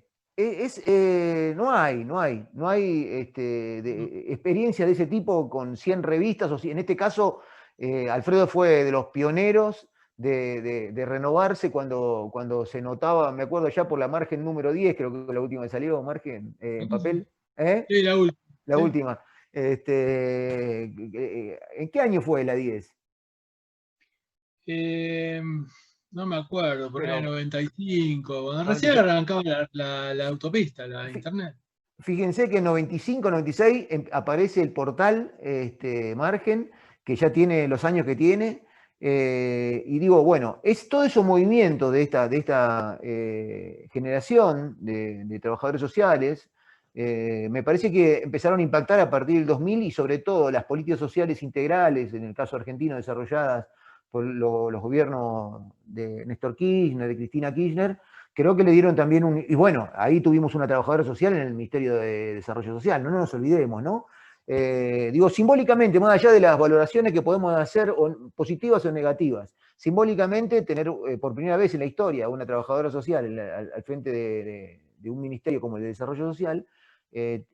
Bueno, a partir de ahí me parece que el trabajo social argentino, latinoamericano, dio un lugar a que aparezcan no solamente los cargos más importantes, sino en las líneas, en las segundas líneas, en las terceras líneas. Me parece que hay muchos trabajadores sociales y trabajadoras sociales incidiendo fuertemente en la política pública. También tenemos que entender a las políticas sociales integrales que conocimos en los gobiernos de Néstor Kirchner y Cristina. También tenemos que verla como un impacto de eso, no solamente de eso, no es que coincido con lo que dice Alfredo, las revoluciones, los cambios las hacen los pueblos, no la hacen las profesiones, pero también, como dijo Alfredo al principio, cómo se construye esos sentidos comunes en la vida cotidiana, se construye de muchos lugares, uno de los lugares es la academia, uno de los lugares son las profesiones, son los campos profesionales, y no es para desmerecer lo que ha crecido el trabajo social en el campo de la investigación, en el campo del desarrollo teórico y práctico en los últimos 20 años, ¿no? Y la producción académica, la cantidad de libros sí, que se publicaron en trabajo social supera a otras disciplinas en los últimos 20 años. Totalmente. Pero cuando creamos Margen lo hicimos por una necesidad, porque no teníamos apuntes. Entonces necesitábamos. Estábamos en esa época que Claudio, en el año 92, dijimos, bueno, necesitamos gente que escriba, pero no queremos que escriban los conocidos. Entonces invitamos a escribir a los que no eran conocidos. Ese fue siempre el criterio de Margen. Y bueno, y ahí estamos. La pasamos bien. Bueno, chicas, chicos, ¿alguna pregunta más? ¿Alguna duda? lo despedimos a Alfredo, que ya debe estar con hambre. Estamos acá. No me cocinaron. Ya son casi las 10 de la noche. Así que agradezco a todas y a todos a estar. Especialmente a Alfredo por su participación. La verdad que de lujo, creo que va a ser valorado. Ya siempre después lo hablamos. De lujo la participación de Alfredo. Así que bueno, ahí hay muchos agradecimientos en el chat de los estudiantes. Así que bueno, estamos en contacto y esperamos que tengamos otra posibilidad el año que viene de contar con Alfredo, y vamos a hacer la extensiva las invitaciones seguramente a todos. Bueno, nos vemos entonces. Nos vemos entonces. Gracias. Luego, chau, chau. Gracias a todos. Buenas noches. Buenas noches. Buenas noches. Buenas noches, muchas gracias. Excelente. Chao, gracias. Gracias. Buenas noches.